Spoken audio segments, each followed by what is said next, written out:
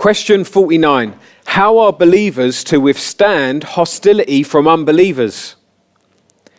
By standing firm with other believers, maintaining a certain amount of separation from unbelievers, meditating on God's word, and praying. Now, I'm just going to quickly read the next question to you, because you might get a bit worried. Next question, 50, is how are believers to respond to unbelievers? By holding out the gospel to them in both word and truth. So this is where we're going. We are going to be talking about how do we reach out to non-believers. But the question in 49 is specifically how are believers to withstand hostility from unbelievers? So if as you're reading it, you're thinking, this sounds a bit separatist. It's like, well, that's the nature of the question. So it'd be like if you were to say in a football team, how do you stop the other guys scoring goals in your net? You would talk primarily about what? Defense. Okay. You could say, well, it sounds like you guys are always on the defensive. Well, the question was, how do you stop goals coming in? So we're going to talk about defense. So that's just a little disclaimer in case anyone going through this thinks it seems a bit too separatist. So how are believers to withstand hostility from unbelievers? By standing firm with other believers. So let's look at that first one there. Standing firm with other believers. Mark 6, verse 7. Why do you think Jesus sent them out in twos? Accountability. What's that? Backup. Encouragement. Oh, you both said that at the same time. Look at that, man. Look at that. Leadership in the same church, other side of the table, and saying the same words. Wow. One spirit. One, yeah. So, what other things? I mean, everything everyone said good. I just wondered if anyone thought of anything else. Protection. Temptation. Avoids your mind getting paranoid if you've got someone you're chatting through with, and you don't just feel like you're nuts straight away. The whole world's against me. So yeah, encouragement, someone to protect you from paranoia and discouragement. So I'd say here we've got a good example of believers standing firm with other believers. Jesus doesn't send them off on their own. He sends them off in twos so that they're not on their own, so that they are there in the world but with backup, standing firm with other believers. Let's also look at Acts 2, 42 to 47. So were they living as individuals or as a community? As a community, right? So how are believers to withstand hostility from unbelievers? By standing firm with other believers. And the next thing, maintaining a certain amount of separation from unbelievers. So let's look at that. Revelation 18:4. So does God want his people to be tightly knit with the world? No, because what does he say? Come out of her. Okay. Let's now look at 1 Corinthians 5, verses 9 to 10. Does God want us to not have any contact with unbelievers? No, right? Because he's saying, look, you'd have to leave the planet, So don't misunderstand this part of the Catechism question. We're not saying here don't have any contact with non-believers, but we are saying there should be a certain amount of separation because God says, come out of her. So we shouldn't be closely knit. Okay, so now let's look at Psalm 1:1. Okay, so with Psalm 1 there, does God want us to be heavily influenced by non-believers? No. And so we know that the new NIV now doesn't have the word counsel in there, but the old NIV would say about the counsel of the wicked.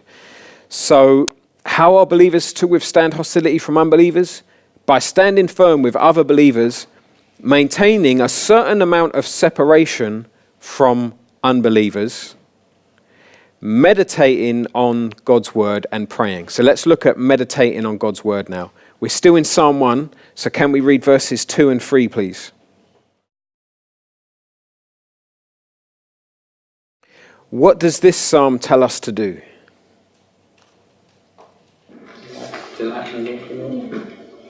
Delight in the law of the Lord. There's more. Meditate on it day and night. Day and night. I hear whispers every now and then on the urban ministry program. People saying, "Oh, there's a lot of reading," and sometimes what people, because there isn't really a lot of reading on the urban ministry program, but I think people are referring to your Bible reading plans that in your internship groups you've been given, and in some ways that's like if you were getting married to someone and I was your pastor and I said, I'm going to give you some homework. We're doing premarital counseling. And I said, I'm going to give you some homework now. Tomorrow you're getting married. Here's my homework, yeah?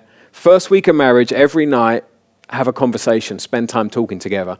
And if one of the people said, really, that sounds like a lot of talking. Are you serious?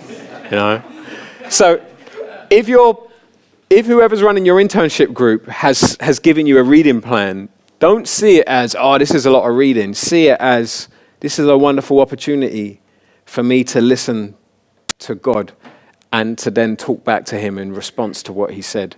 This is a wonderful opportunity to have relationship with God. And for those of you who aren't feeling Bible reading plans, for now might just be a time of submitting to your church leaders and saying, well, for this course you've said to do it, so I'm going to submit and do it. But then when you're freed from that, and you're never freed from submitting to your pastors, but when you finish the Bible reading plan and you've been freed from that, just make sure you are meditating in God's word day and night. Yeah, even if you ain't got a reading plan, just make sure, because that's what Scripture says here. And this is how, one of the ways we defeat all them things that you shared with the person next to you a few moments ago. The ways that the world is tempting you. Like meditating in Scripture day and night is crucial to fighting that. Okay, so standing firm, how are believers to withstand hostility from unbelievers? By standing firm with other believers, maintaining a certain amount of separation from unbelievers, meditating on God's word, and praying. So let's look at Matthew 26:41.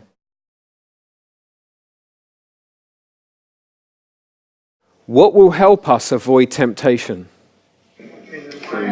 Prayer. So prayer is essential as well for the hostility of the world. Shane. Sorry, can I just make a comment? In the Psalm 1:1, the old question was, does God want us to spend most of our social time with unbelievers? And it's just a personal preference, but I preferred that when catechising. It's because it sounded like, all right, should I go out more with unbelievers to the pub, or go out more with Christians to have a meal? And I'm not saying that other question's not good, it is, but I found that more helpful. Okay, thanks. Thinking more in the sense, all right, this Friday I'm meant to be going down the boozer with my mates from work, or I could go around the Christian's house. Do you know what I mean? I just thought it challenged a bit more, but that's a personal... So you're saying the question was better for point 2, Psalm 1:1. Yeah. It was better when it said, does God want us to spend most of our social time with non-believers? It made it more... I thought it sounded more applicational than influence. Because influence, you can broadly do that in anything, but with social time, where you get a lot of your influence from, I thought that was more to the point. That people can disagree, but I just found it more helpful when I was doing it. Anyone, any thoughts on that? Certainly seems clearer. Seems clearer than this, yeah. But I think what you'd lose there is if you're concentrating on going out with your friends, you could be influenced by David Attenborough on the TV, talking about evolution and stuff like that. So it's like a lot wider than just your friends, isn't it? So that's a good point. So I could say, well, I don't socialise with non-Christians much, but I spend hours in front of the telly. So then I am being influenced by the world. Some people may differentiate between their family and social life. So they don't see their family as like social life. And so their family can be non-Christian and influence them. But if it's specific to social, then they don't really see that. Cabs. I think it's good, but then like you were saying, I think you can just add that to the question. So, for example, your social life, like you spend your time with your family and whatever. So, I think the question is a broad question, but then you can narrow it to certain areas. Okay. I might even then just add something in the teacher's guide about, I might even say the question used to say, how much, should we spend most of our social time with unbelievers? But we changed it to make it more broad because of these other things people have mentioned, TV, and it might be family with non-believers and you don't see that as social time and all that. Yeah, okay. Okay. In Matthew 26:41, when it says watch and pray, see avoid temptation, what's the watching? What's the watching? Being alert. Being alert. Yeah, I'd say, yeah, being alert. So, for example, like in London, if you're a youth and then you're walking in someone else's end, someone else's estate, late at night, that's called slipping.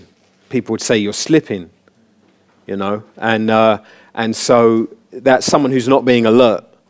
They're walking in someone else's council estate late at night. They're not really being alert, probably, or maybe they're just one of them guys that just looking for beef. and so it's like, so being alert would be like, hang on a minute, I'm slipping right now. I'm in the wrong postcode. Time to move. And the same way as Christians, I suppose it would mean like self-examination, where you're thinking, like the question we done for 25, what ways is my heart being hardened at the moment? What lies am I believing? What are the lies of indwelling sin that are hardening my heart? And watching in that sense, and then praying in response to it.